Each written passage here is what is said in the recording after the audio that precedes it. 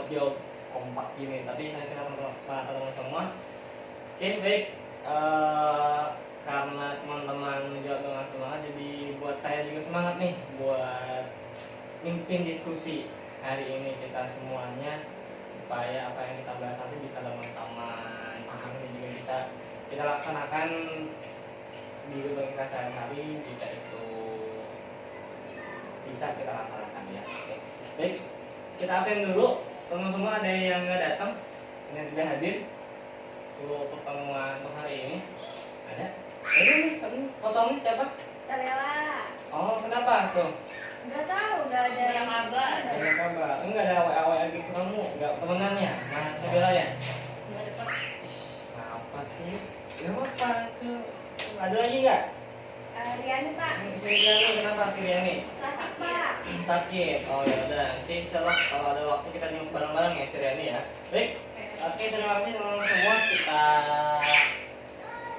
mulai pembahasan pada hari ini, tapi sebenarnya kita main game dulu nih. Nah, ada yang namanya hitam hijau. Simpel aja nih, kita sambil enjoy aja. Oke. Di sini Bapak punya dua pilihan warna, ada hitam dan ada hijau. Silakan pilih siapa yang warna hitam nih di antara kalian nih. Hitam. Hitam, oke, ada hitam. Berarti kamu hijau ya. Oke, sekarang teman-teman semua duduknya berhadapan. Ya silakan. Duduknya berhadapan. Dimulai buka. Nah, gitu aja. Dan orangnya aja. Gitu ya, kita simpel. Oke, salaman dulu dong. Udah kenal nggak nih sama teman samping-sampingnya? Udah kenal ya? Pastilah udah kenal, udah walaupun baru masuk ya ini kelas 10 ya, kita harus bisa mengatur sama lain, jadi saling komunikasinya terjaga gitu loh. Oke, udah salaman, coba salaman lagi nih. Salaman lagi. Sekarang salamannya berjarak. Salamannya berjarak. Gini nih. Nah, gitu ya. Tadi yang hitam yang hijau sudah ya. Kalau Bapak bilang hitam, berarti tangan hitam mengambil tangan hijau.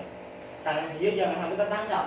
Oh Nah, ya. tapi kalau Bapak bilang hijau sebaliknya, tangan hijau mengambil tangan hitam, tangan hitam jangan sampai tertangkap. Siap ya, teman-teman ya. Oke. Hi.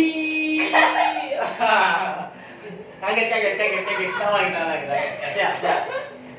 Posisi hi, konsentrasi. Hijau.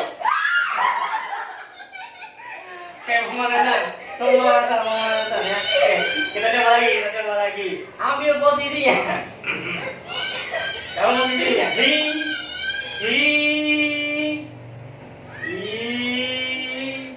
Hijau. Kita semuanya. Hijau dulu. Oke, terima kasih. Kita semoga dengan game tadi walaupun singkat ya menambah keceriaan dan juga semangat kita. Bapak mau nanya teman semua, pernah makan kambing? Pernah. Ada yang alergi kambing? Biasanya kan kalau kambing alergi ya, kalau sapi rata-rata kebalik ya? Iya benar. Atau ada yang alergi sapi? Ada pernah makan sapi nggak? Sop sapi atau sate kambing seperti jenis itulah makanan ternak seperti itu. Sering. Ayam sering. Sering lah. Ada yang ternak ayam. Nih kayaknya si Sabela sama ayam bapaknya ya. Iya. Nanti bisa kita coba minta ayam yang satu ya. Iya. Ayam kakak yang enaknya. Oke, pasti teman-teman semua pernah mencoba makanan dari hewan tersebut yang diolah. Ada rendang pastinya ya. Ada rendang dan juga ada sate kambing, kalau bisa di sate madura seperti itu, ada juga sate ayam, sop dan juga makanan sejenisnya. Tapi kalau kelinci, pernah kelinci? Enggak. Tapi mau nyoba? Enggak mau lagi. Kenapa? Enak, bisa dimakan kan tapi ya? Bisa. Dimakan kelinci, ada sate kelinci. Tapi kalau misalkan kayak apa tuh makanan yang aneh hewan apa? Coba? Ular. Sampai ular ada nggak? Ada. Ada sih, tapi kita bisa makan nggak? Enggak. Enggak ya, kayaknya jangan ya. Kecuali memang untuk tujuan pengobatan, nah itu boleh. Ya baik, hewan-hewan yang tadi kita sebutkan seperti ayam, kambing, sapi, apa lagi? Hewan ternak ya? Kerbau, ada lagi nggak? Domba. Biasanya kalau makan ternak itu yang bisa kita makan, domba ya. Yang di daerah timur tengah sana, unta bisa dimakan. Walaupun biasanya kotorannya bisa kita pakai putihnya terjadi kuku di tangan, dagingnya bisa kita makan. Nah, Itu adalah hewan ternak yang bisa kita konsumsi sebagai umat Islam. Nah, adapun umat Islam juga sama sih mengonsumsinya, tapi ada beberapa makanan yang berbeda. Seperti apa contohnya? Ada pasti di benak kalian kepikiran seperti hewan ternak babi atau seperti itu diolah oleh mereka dan juga dikonsumsi, bahkan bukan sebagai pengobatan, malah sebagai konsumsi pribadi saja untuk kekenyangan. Nah, kira-kira boleh nggak kita sebagai umat Islam mengonsumsi hal seperti itu? Nggak boleh. Kenapa? Emang babi kenapa sih?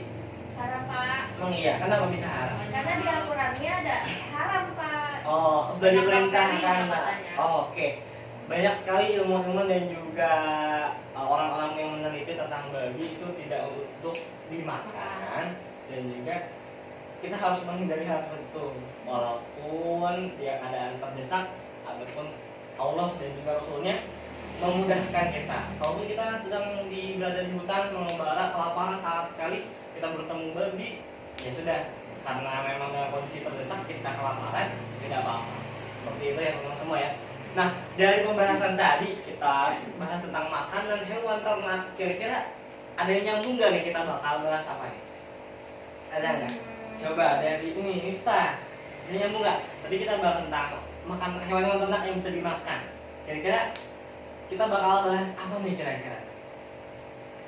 Kurban. Ah, pintar, langsung loh. Kita sedang bahas kurban.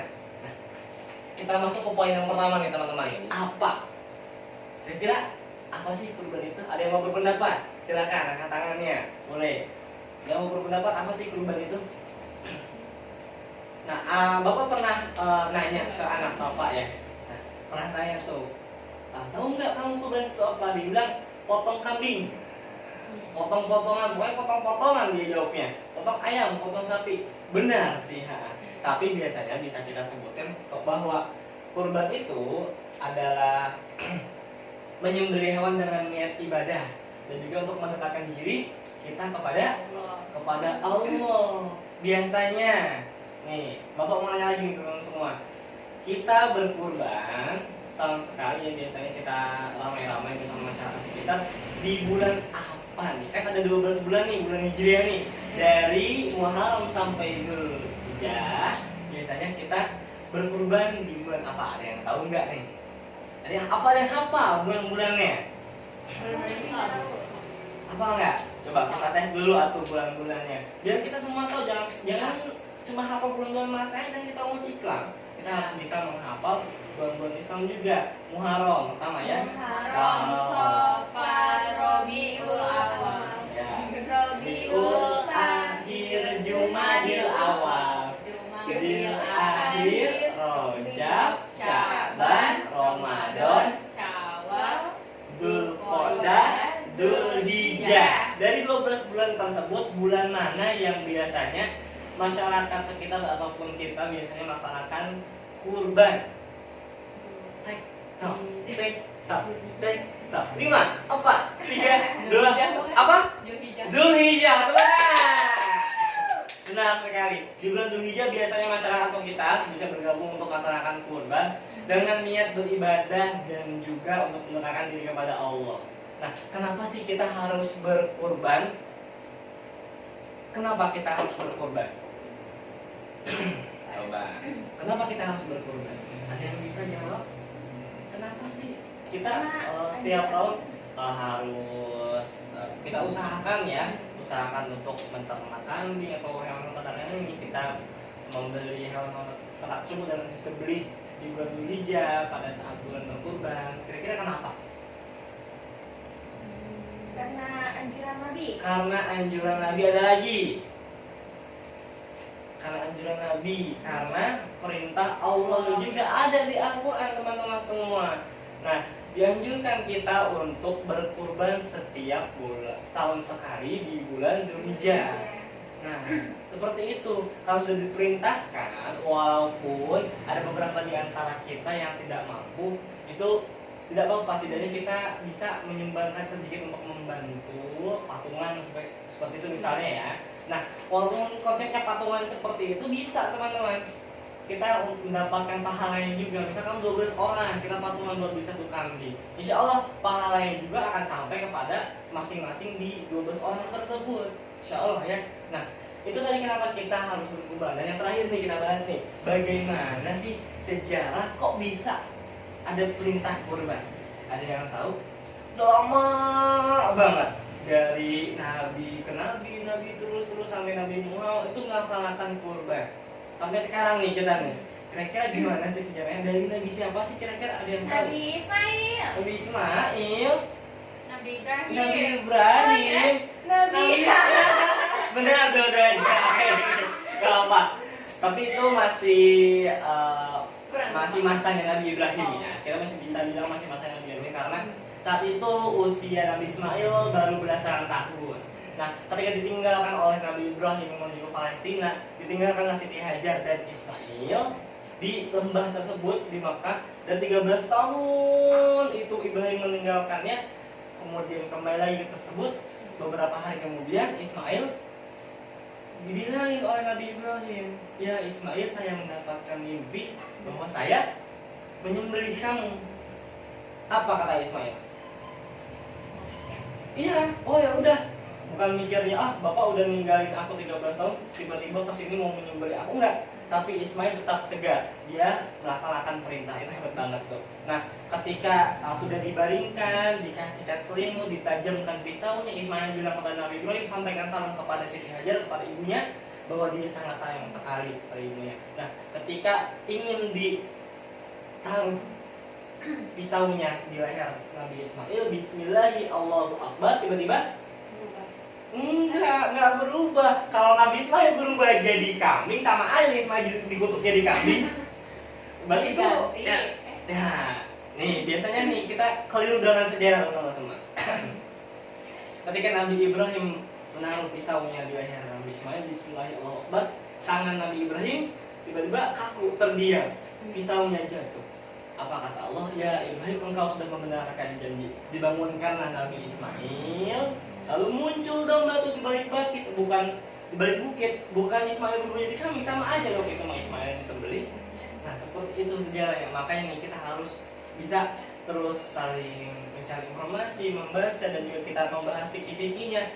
Apa sih yang harus dilakukan saat itu, sunnah-sunnahnya apa, membaca basmalah, membaca sholawat, ditarik dengan satu kali apa, nggak bisa bilang satu kali gorokan ya, bisa bilang ya. Nah nggak set kita angkat pisaunya, set itu nggak boleh. Sekali taruh pisau, walaupun digesek bisa sekitar 2-3 kali, yang penting sampai uratnya itu putus. Urat itu tadi ya putus. Seperti itu teman-teman semua. Oke, baik, sampai sini mungkin sudah cukup dari penjelasan Bapak. Nanti akan Bapak kasih kuis buat teman-teman semua ya. Nah siap-siap nih. Nah boleh teman-teman baca dulu di buku di halaman 14 tuh ya. Nah, tentang kurban dan akikah juga. Bapak tunggu selama 20 menit. Mungkin cukup sekian. Terima kasih. Assalamualaikum warahmatullahi wabarakatuh. Waalaikumsalam warahmatullahi wabarakatuh. Tepuk tangan.